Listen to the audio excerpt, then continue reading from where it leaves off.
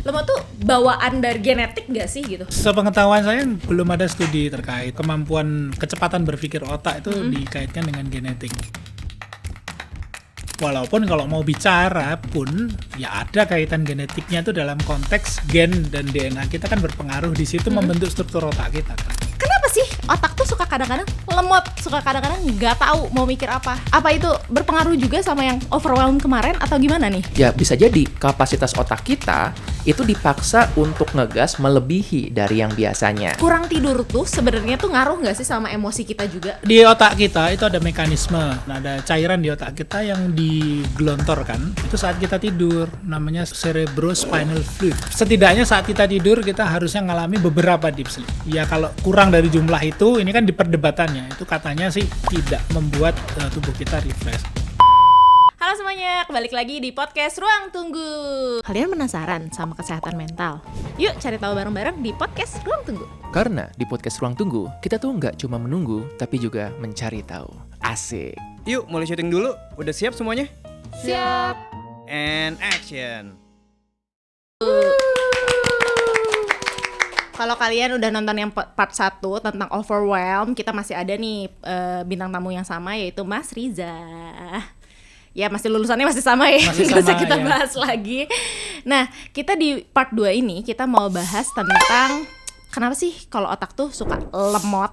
Nah, aku sendiri sih otaknya kadang-kadang lemot, suka bingung gitu loh, suka ngeblank kayak aku mikir apa sih gitu kayak. Betul. Suka bingung nih, kadang-kadang nih aku sekarang aja bingung kayak mau nanya apa ya. Nah, langsung aja nih ke pertanyaannya kayak kenapa sih otak tuh suka kadang-kadang lemot, suka kadang-kadang nggak tahu mau mikir apa? Apa itu berpengaruh juga sama yang overwhelm kemarin atau gimana nih? Oke. Pertama aku jadi mikir nih, handphone itu kan kalau lama dipakai, lama-lama lemot ya. Komputer juga kan akhirnya ada titik, udah ganti handphone udah 5 tahun, udah 10 tahun misalnya. Nah, otak kita kan gak diganti-ganti dari dulu. Tapi sebenarnya kan secara biological juga otak mengalami penurunan kan ya Ya. fungsinya kan. Nah, jadi nanti mungkin juga bisa tolong dijelaskan nih sampai kapan batasannya. Soalnya kalau kami di ilmu psikiatri ya kan percaya bahwa pokoknya otak itu tetap bisa berkembang, belajar tetap bisa di usia berapapun, tapi memang kalau ngomongin neuroplastisitas beda nih ketika usianya di bawah 5 tahun, di bawah 10 tahun, Ya. di atas 50 tahun itu pasti berbeda. Kemampuan berbahasa juga kan? Betul. Kayak misalnya anak kecil tuh lebih cepat berbahasa baru dibanding orang dewasa. Betul. Nah, itu kan kemampuan dengan gimana kemampuan orang tuh buat belajar. Nah, aku jadi berpikir, pertanyaan adalah kenapa kita lemot? Ya, bisa jadi kapasitas otak kita itu dipaksa untuk ngegas melebihi dari yang biasanya. Nah, tinggal kita cek dulu, ini melebihinya kenapa? Apakah memang lagi dari banyak nih, dari lingkungan? Atau jangan-jangan sebenarnya pressure-nya biasa, tapi otak kita yang memang lagi overheat. Entah karena sakit, karena kelaparan, karena mungkin kitanya lagi kondisi nggak optimal. Emosional itu kan mempengaruhi otak sekali. Ya. Jadi tadi kalau misalnya tanya tentang kenapa otak kita jadi lemot, ntar dulu, cek dulu hardware-nya sama cek lingkungannya nih. Ya. Gitu. Ya itu kayak Mas Andre sudah merangkum ya. Cuma mungkin saya nambahinnya gini. Tadi analoginya bagus banget Mas. Jadi analoginya kan pakai apa tadi, baterai ya. Pakai baterai. Jadi otak kita itu kan terdiri dari 86 miliar sel saraf. Banyak ya? Banyak. Banyak. Lapangan kerjanya 19 juta. Astagfirullahaladzim. 86 miliar lebih banyak lagi ya kan. 86 miliar sel saraf ini kan bukan sesuatu yang apa ya, dia kan bekerja kan kayak kalau di dunia saya, di dunia biologi, sel itu adalah jagat alit namanya. Jadi semesta kecil. Oh, oke. Karena kan di dalamnya kalau Mas Andre saya yakin kenal dengan protein kinesin Mas di sel saraf yang jalan-jalan Yes, di mikrotubulin bawa Iya. molekul vesikel kan. Ya ada yang bilang bawa dopamin dan lain sebagainya walaupun diperdebatkan. Tapi pada dasarnya kenyataannya molekul itu ada, dia di sel saraf gitu ya. Ini ujung kepalanya, ini ujung yang ekornya dari sel saraf itu dia jalan kan. Bertemu dengan sel saraf yang lainnya kan di sini. Dia bertukar-tukar molekul.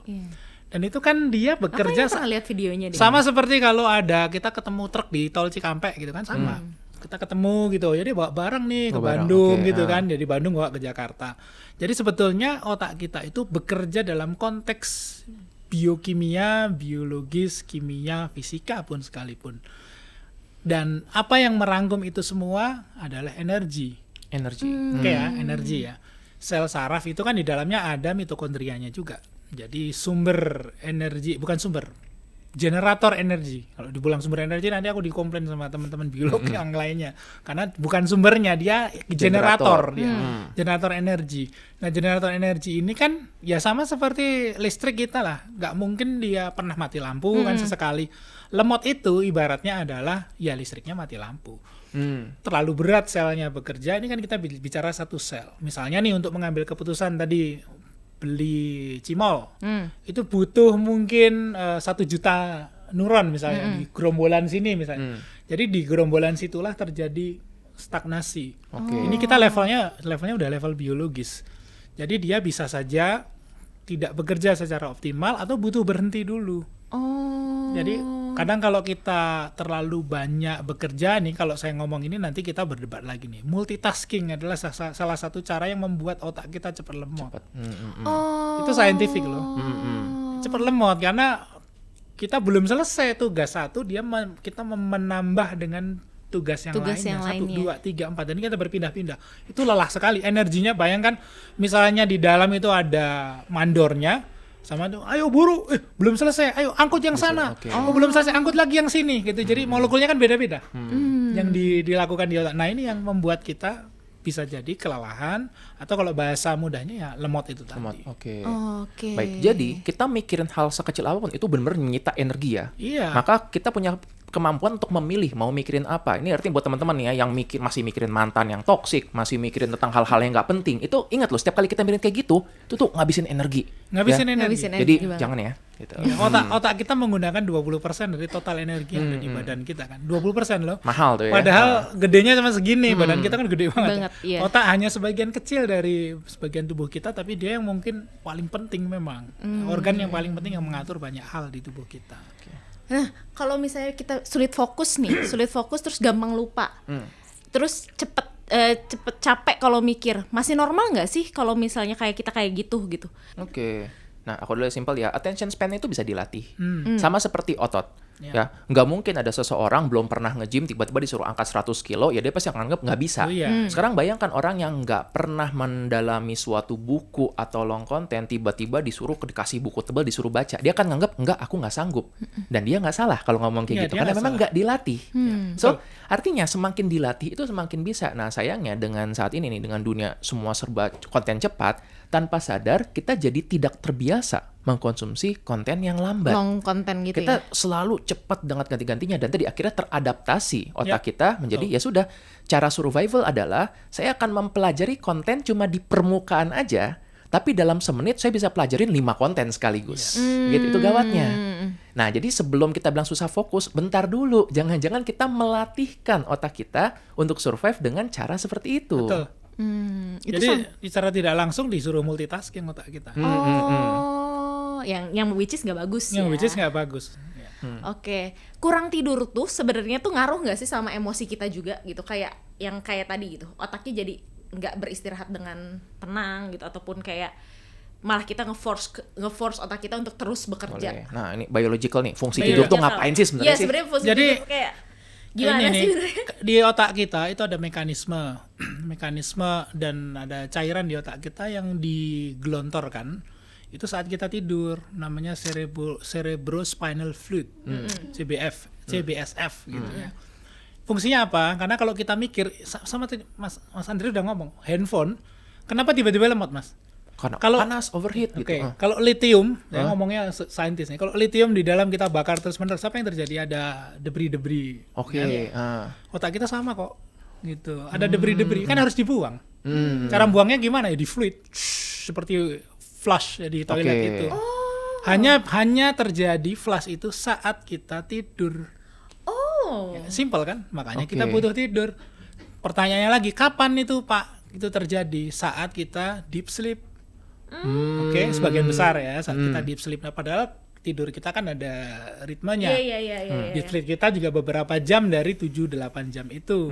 Makanya kalau itu maksimal, kita bangun kondisinya fresh. Kalau enggak, ya berarti saat kita tidur mekanisme pembersihan itu tidak maksimal. Bangun kita lelah gitu kan, masih kepikiran macam-macam dan lain sebagainya. Itu mungkin karena sebelumnya ada stres, membuat pas tidur tidak nyenyak juga, tidak nyaman. Di sisi lain, seluruh toksin tadi itu bisa merusak DNA dan sel sarafnya itu sendiri. Dan saat tidur itu mekanisme perbaikan DNA itu dilakukan saat tidur loh. Bukan saat kita duduk tenang, tapi saat tidur. Makanya tidur itu penting banget. Dan itu tidak bisa digantikan di tidur siang hari. Yang tidur malam hari itu nggak bisa. Membantu iya, tapi tidak bisa digantikan tidur yang malam hari. Yang malam hari ini penting banget. Oke. Aku punya pertanyaan. Baik. Gara-gara tadi tidur, deep sleep kan tadi itu ya. Orang-orang tuh kadang-kadang tuh suka banget kayak terobsesi sama deep sleep gitu. Terobsesi banget sama deep sleep.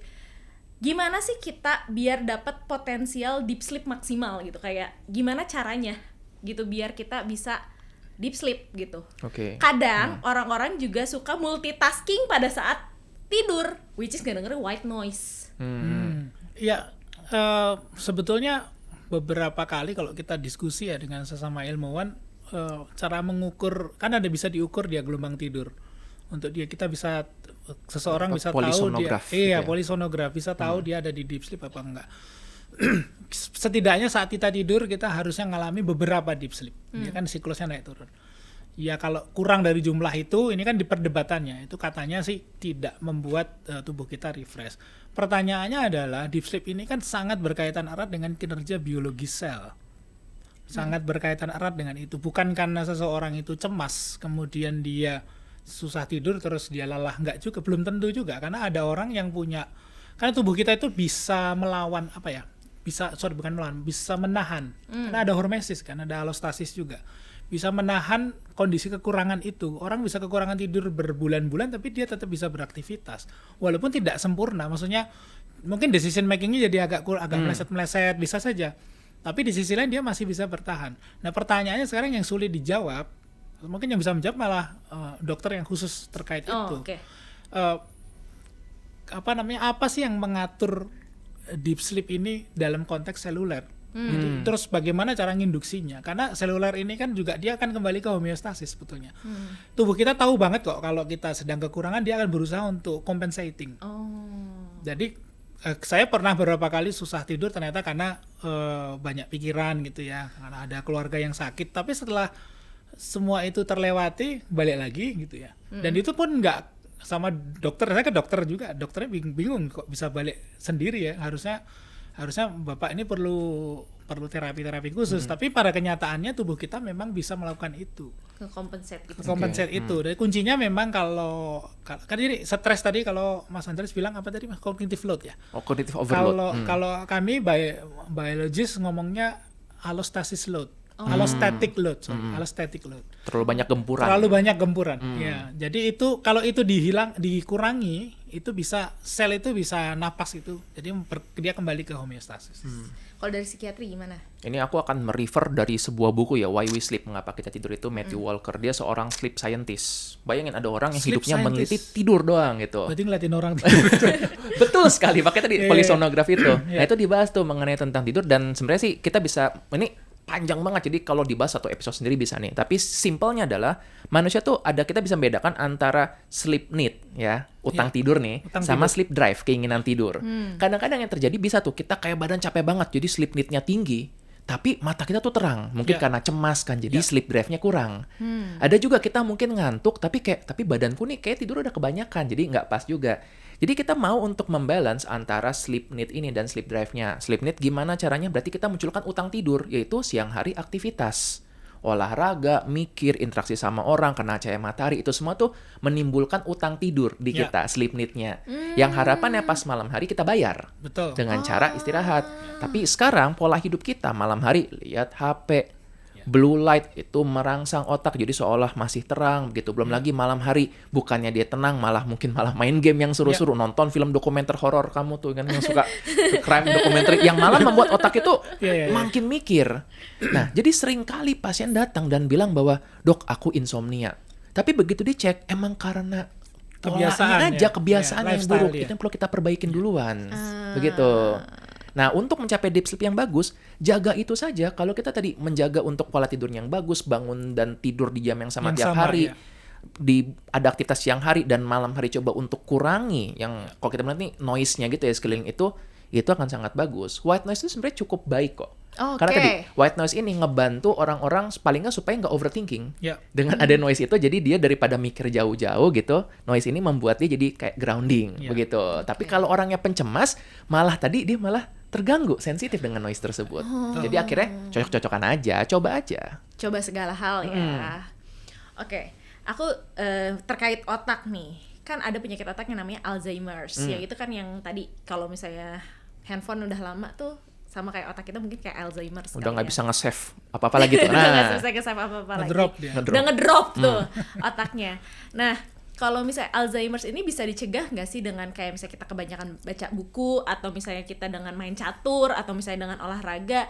Apa sih yang fact and myth-nya untuk kayak mencegah Alzheimer Oke. gitu? Dari biologi dulu mungkin. Jadi biologi, sepemahaman saya membaca buku, Atau main meditasi catur, mungkin, ya misalnya. meditasi dan lain sebagainya tidak bisa mencegah Alzheimer.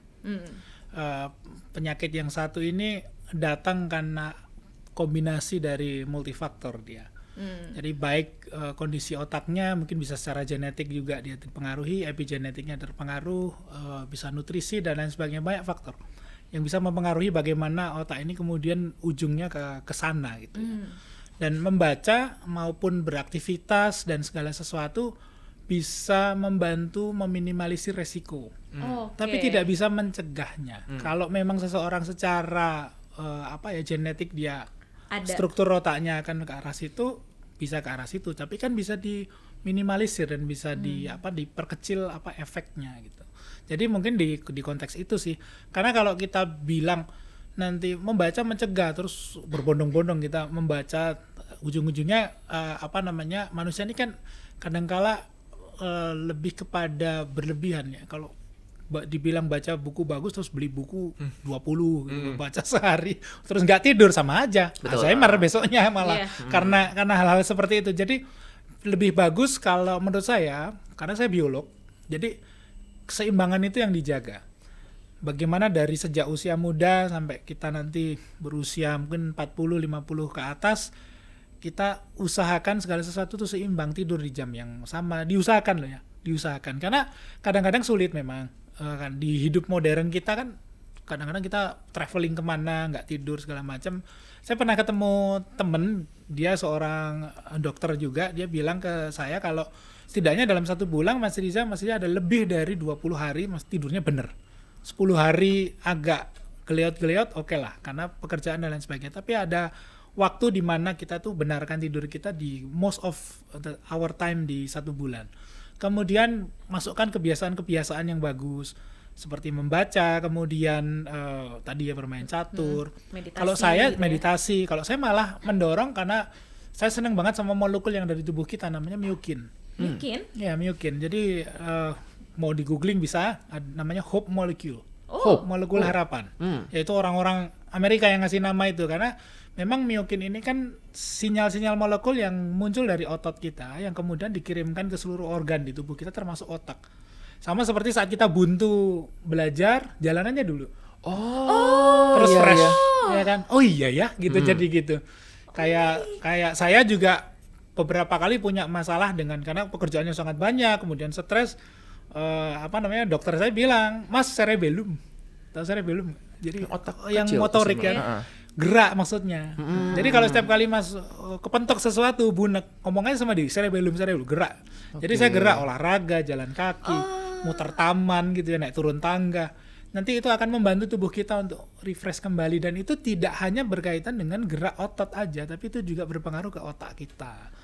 Nah, itu adalah latihan-latihan yang menurut saya bisa dilakukan untuk orang tidak hanya Alzheimer, jadi penyakit-penyakit yang berhubungan dengan otak, demensia dan lain-lain, itu juga bisa dibantu dari situ, maksudnya dibantu untuk diminimalisir atau dicegah kalau bisa.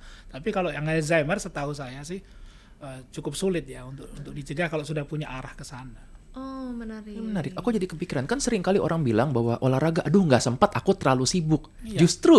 Justru Padahal gerak aja loh. Jadi seperti teman-teman nih yang dengarkan podcast ini memilih ada lift sama tangga. Kalau saya pilih tangga, selama saya bisa. Oh, lantai cuma 4 Oke. tangga. Tapi kalau lantainya 19 ya jangan. ya. Aduh gitu. Oke lah, miyokinya banyak tapi habis itu sakit punggung Lutut. kita ya kan. Lutut. I see. Segala macam. Jadi pilihan-pilihan itu Pilihan. seperti nih contoh nih. Dulu kan perdebatan nih saya sama teman saya. Mas sibuk sekali, kapan olahraganya? Ketika saya ke mall. Saya parkir di ujung sana, mallnya di sana. Bisa jalan kaki gitu sekitar 300-200 meter kan. Jadi jalan. Lumayan. Jadi sebelum beli sesuatu, oh ada eskalator, ada lift, pilih eskalator aja jalan kita. Jadi pilihan-pilihan itu yang akan membuat kita juga lebih sehat secara fisik dan juga secara pikiran. Iya, pikiran. Itu. Menarik. Dari kamu ada tambahan nggak? Oh, tentang demensia tadi setuju sih bahwa orang sering salah memahami tentang Alzheimer itu ada cara mencegah Alzheimer. Alzheimer tuh mungkin bagian dari penuaan dan kondisi khusus ya, nggak semua Exactly. orang. Kondisi khusus. Itu mengasalkan penumpukan beta amyloid ya di otak kan. Jadi betul, ini aku mungkin bayangkannya sama kayak osteoporosis pada wanita yang menopause. Itu hampir nggak bisa dihindari, pasti akan terjadi. Yang kita bisa adalah menabung kalsium dulu.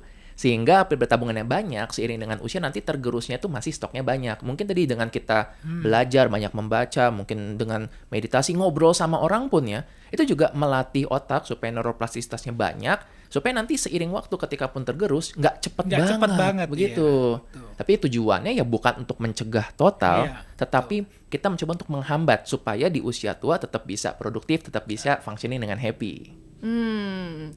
Nah, kalau misalnya kayak tadi nih, lemot tuh itu kayak tadi kita balik lagi nih ke lemot. Lemot tuh bawaan dari genetik gak sih gitu? Kayak misalnya orang tua gue lemot, bapak gue lemot, nyokap gue lemot, terus guenya lemot gitu. Itu bawaan gak sih? Sepengetahuan saya belum ada studi terkait kemampuan kecepatan berpikir otak itu dikaitkan dengan genetik. Walaupun kalau mau bicara pun ya ada kaitan genetiknya itu dalam konteks gen dan DNA kita kan berpengaruh di situ membentuk struktur otak kita kan.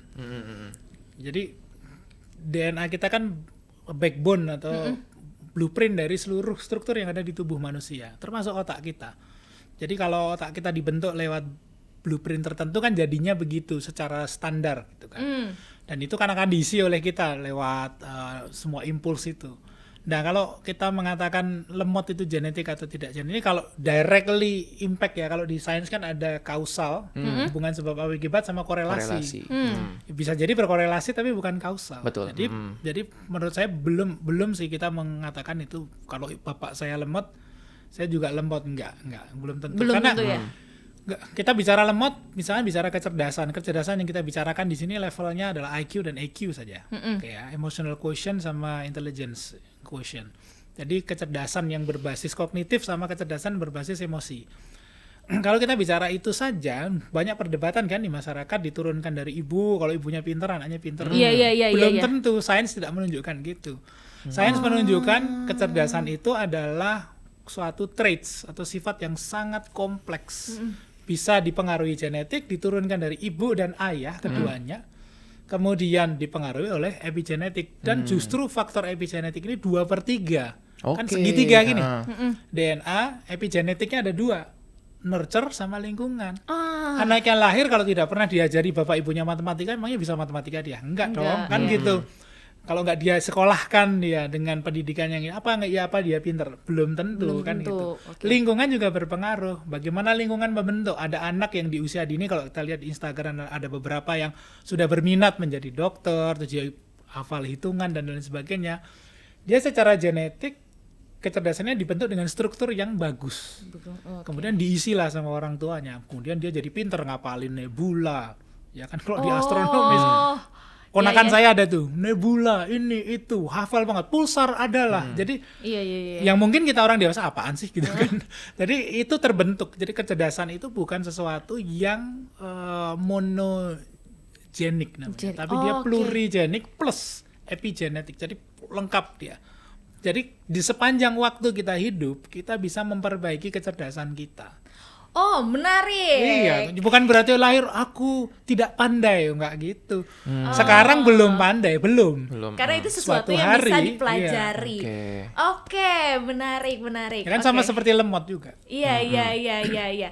Aku jadi kepikiran tadi kan karena itu sesuatu yang bisa dibentuk oleh lingkungan, itu berkaitan erat dengan habit. Dan kalian berdua kan tadi di belakang layar tadi udah ngomongin soal habit. Nah, habit dari seseorang itu bisa dibentuk tuh dalam waktu berapa lama sih? Kayak, nah kamu nih seseorang yang memuja-muja habit. Ya. Dari- Muja-muja habit. Iya, dia habit Kayak orang aliran behavioral Aliran soalnya. behavior. Aliran soalnya. behavior, ya. Oke. Ini pertanyaan yang susah, tolong nanti saya dibantu ya gitu. Karena banyak yang dengan teori masing-masing dan juga nanti tergantung dengan apa yang kita pelajari. Contoh misalnya belajar biola sama misalnya belajar untuk ngocok kartu, itu aja kan beda kompleksitasnya gitu dan juga seberapa sering latihannya.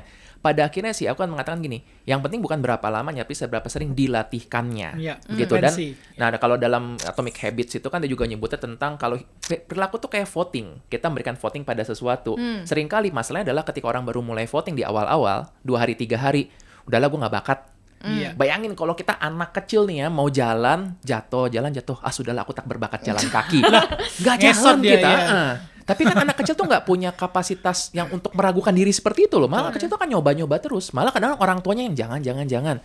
Justru seiring dewasa, kita yang jadi banyak ngerem diri sendiri Betul. dengan self-limiting belief. Kalau aku di buku Semangka, ini aku nyebutnya narasi. Jadi kan narasi bahwa, udahlah aku emang bodoh, aku emang nggak bakat. Ya. Itu yang gawatnya. Nah itu kalau tadi dari pemahamanku. Jadi memang aku nggak bisa memberikan jawaban definit. Cuma hati-hati dengan pikiran kita. Dan semakin sering dilatihkan, semakin bagus. Seringnya kita berhenti di awal-awal. Nah Oke. kalau dari Mas Riza gimana? Kalau dari sudut sisi saintifik, memang sudah ada risetnya. Banyak sekali risetnya dari tahun 80-an sampai sekarang sih masih ada. Dulu kita bilang membuat habit itu 21 hari. Gitu kan. Ada yang dulu bilangnya awalnya tuh 7 hari.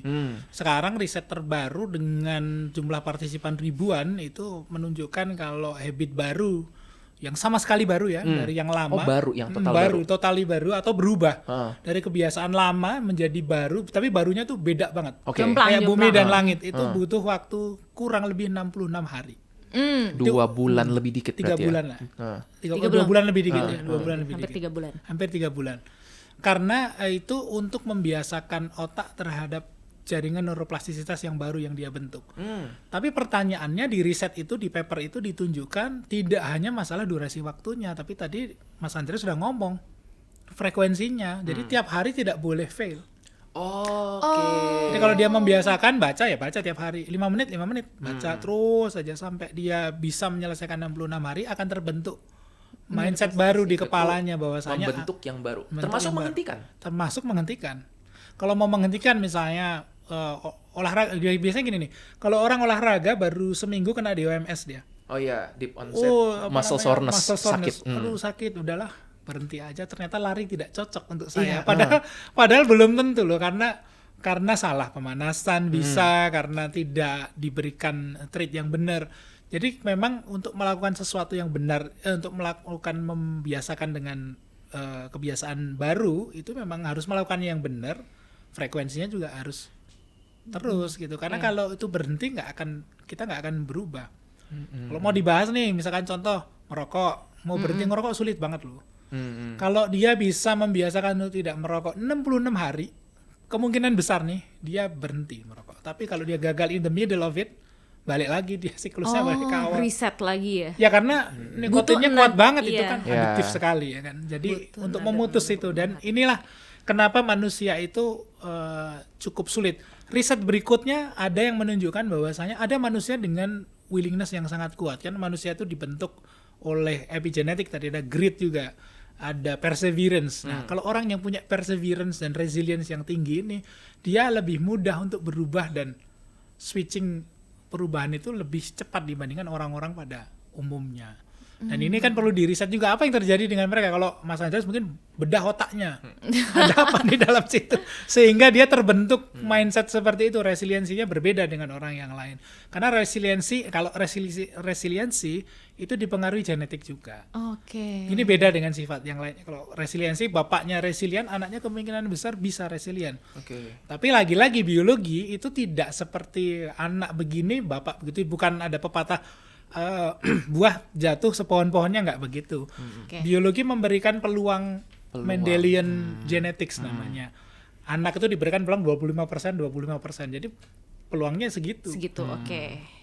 Gitulah. Oke, kita masuk aja ke sesi Semangka. Sesi mengupas solusi kehidupan.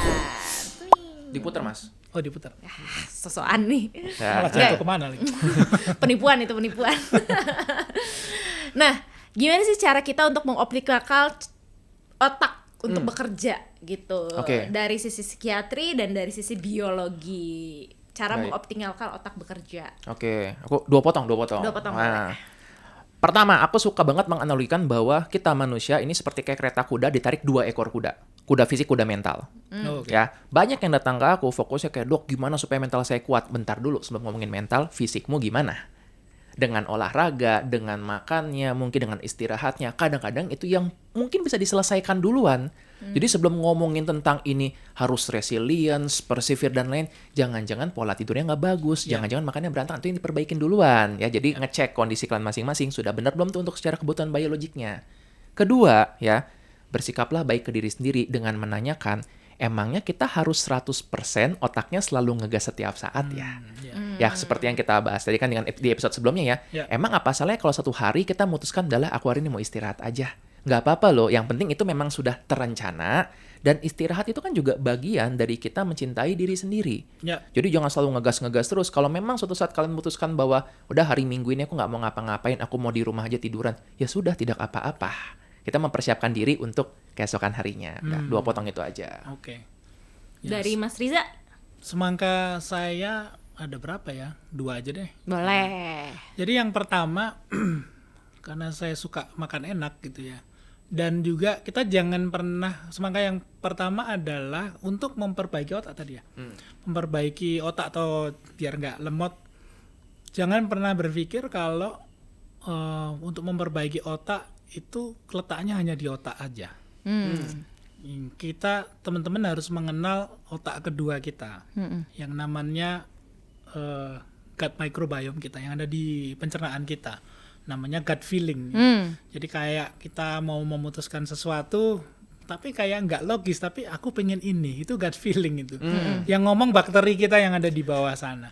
Jadi untuk membantu otak kita juga berpikir baik, dia berpikir secara kognitif dengan kesadaran penuh dari kita, ataupun dari intuisi tanda kutip ya, gut feeling yang kita punya.